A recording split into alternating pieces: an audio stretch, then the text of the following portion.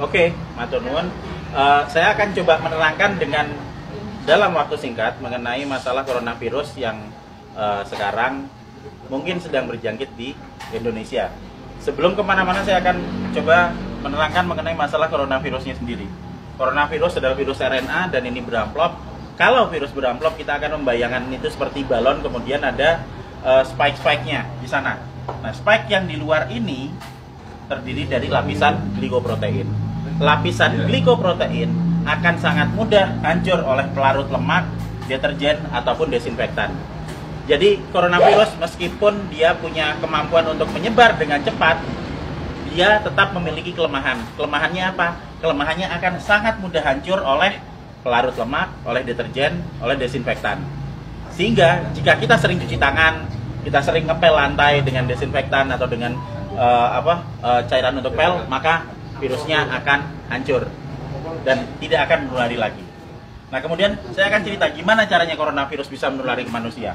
Coronavirus menular ke manusia itu lewat sentuhan dengan material-material yang sudah terjangkit virus pertama, terus kedua pada saat kita berada di keramaian, kemudian ada orang yang mungkin bersin, kemudian kita kena oleh kontak langsung, maka dia akan langsung bisa menulari kita.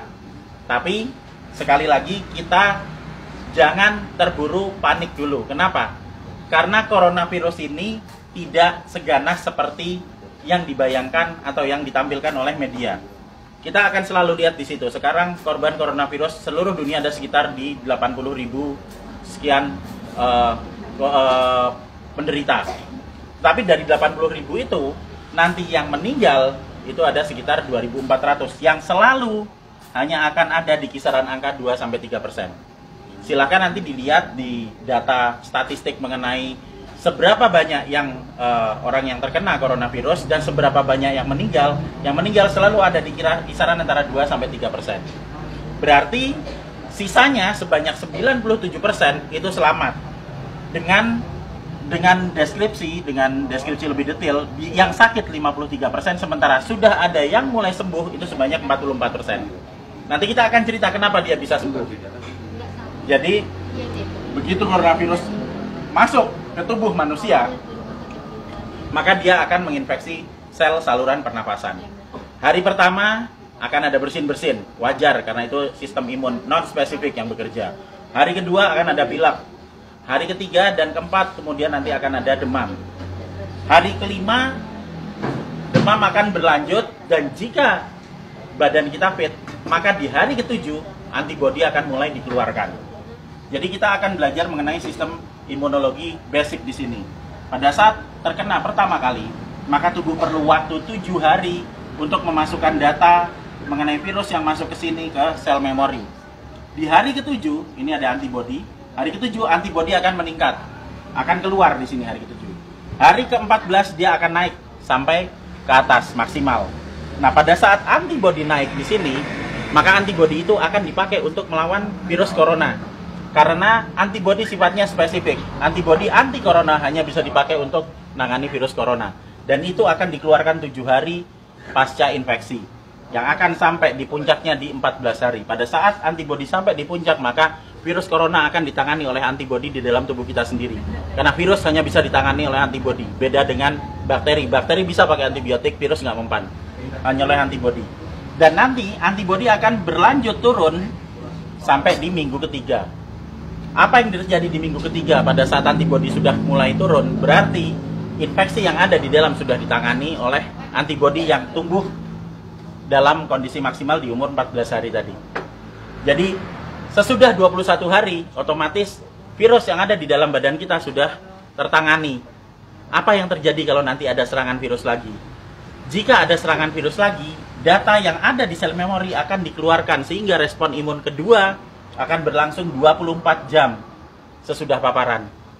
Jadi misalnya saya sudah pernah kena corona dan saya bisa bertahan hidup sampai 14 hari, maka saya akan kebal seterusnya. Dan berikutnya jika saya kena virus corona lagi, kita nggak perlu nunggu sampai 7 hari sampai antibodinya keluar. Sekarang kena, maka besok antibodi sudah dikeluarkan. Itu sebabnya 44% orang bisa sembuh bahkan tanpa vaksin, karena vaksinnya belum diketemukan.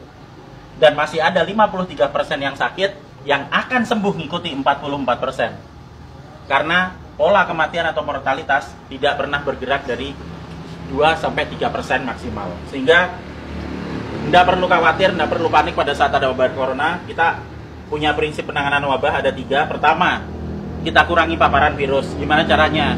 Untuk kita pribadi hidup sehat, sering cuci tangan, jaga kebersihan tubuh, sering mandi. Kalau misalnya kira-kira kita khawatir terjangkit, ya jangan datang ke tempat keramaian yang banyak orang sakit. Dan untuk mengurangi paparan virus ke kita. Nah, untuk kitanya sendiri gimana? Kita bisa naikkan antibodi. Gimana caranya? Dengan mengkonsumsi vitamin E atau C, vitamin E plus C setiap hari. Plus madu.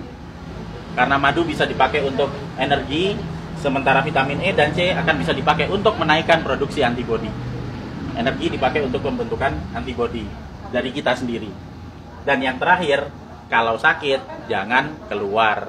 Di rumah aja, terus kita beri terapi, kita sembuhkan, makan yang benar, kita melakukan pola hidup sehat, sehingga jika itu nanti sakit atau misalnya katakanlah demam, panas dalam waktu 4-5 hari, itu wajar, nggak usah panik, biasa aja.